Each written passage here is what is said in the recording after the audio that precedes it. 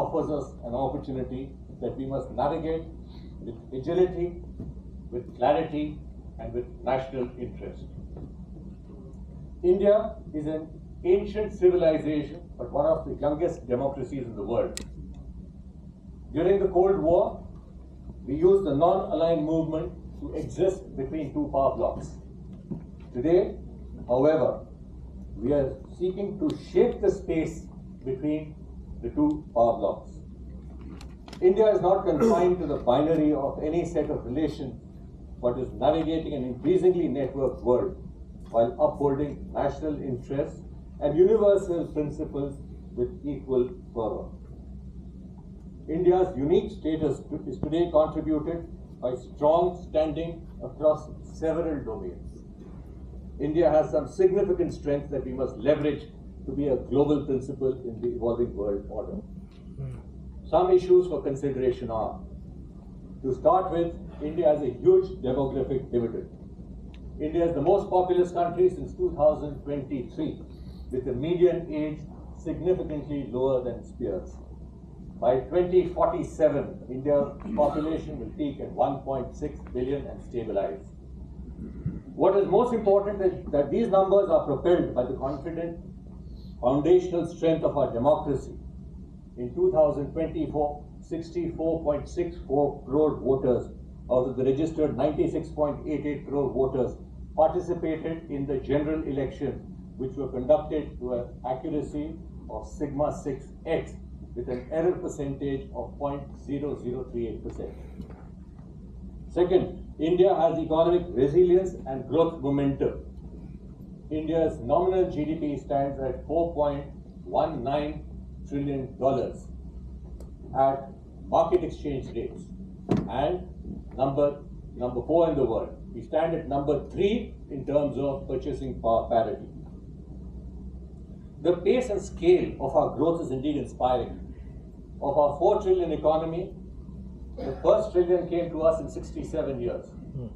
The second trillion came in 8 years. The third trillion came in 5 years. And the fourth trillion came in 5 years, despite the COVID-19 pandemic. The World Bank and others forecast India maintaining the fastest growth rates globally amongst large economies in the near term at about 6.3%, even when global growth is muted. Another key strength is our services sector and digital strength. The services sector accounts for about 50% of India's GDP.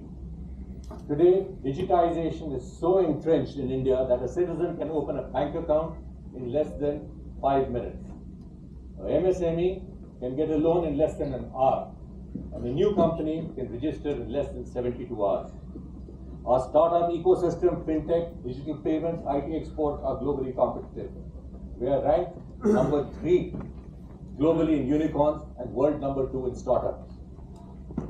India has a prime geostrategic location and a commanding presence in the maritime domain. India controls a central position in the Indian Ocean. We lie at the intersection of East, West, and Central Asia. Its maritime domain is vital because the sea lanes of communication in the Indian Ocean are amongst the most critical in the world, which account for 70% of the world container traffic and 50% of the daily global oil consumption. If 1947 gave us political freedom, 2047 must signify India's emergence as a fully transformed nation, economically, socially, and strategically. By 2047, India should be a credible and confident great power, reflecting both civilizational stature and its economic heft across multiple domains: diplomacy, defense, climate, and normative leadership. We should strive for institutional roles, a permanent seat in the United Nations Security Council, leadership in institutional reforms, and shift the agenda in the global challenges such as climate, data integrity, and trade.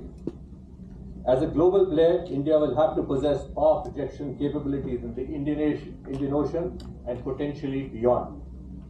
But we will have to ensure that this is achieved without overextension, because imperial overreach has been the bane of many aspiring powers.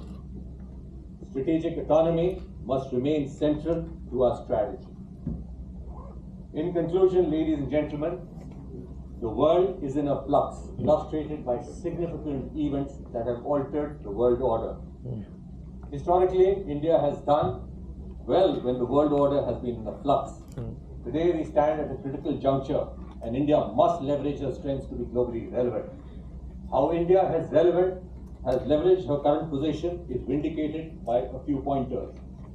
As tensions between the US and China intensify, India's strategic posturing as a stable democracy and growing economic power has enhanced our global relevance. Supply chain diversification and China Plus One strategy has driven manufacturing and investment opportunities towards India. India has balanced her foreign policy, maintaining strategic autonomy while deepening ties with major powers. India's growing role as a voice of the global South has further increased her diplomatic heft, as seen during her presidency of the G20. Economic resilience, technological innovation, and a young workforce have positioned it as a preferred partner in global trade, digital infrastructure, and green transitions.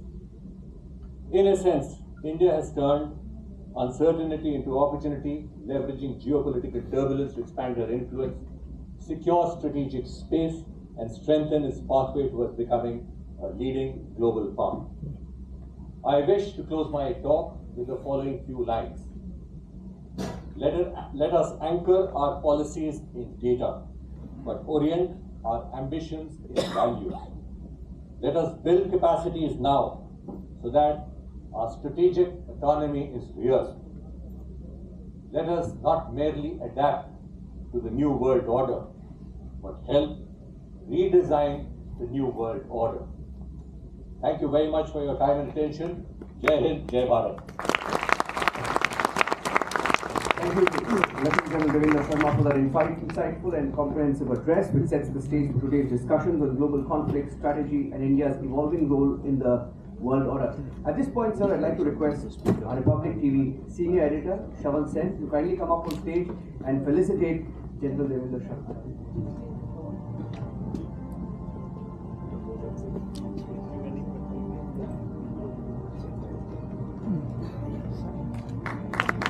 Commander.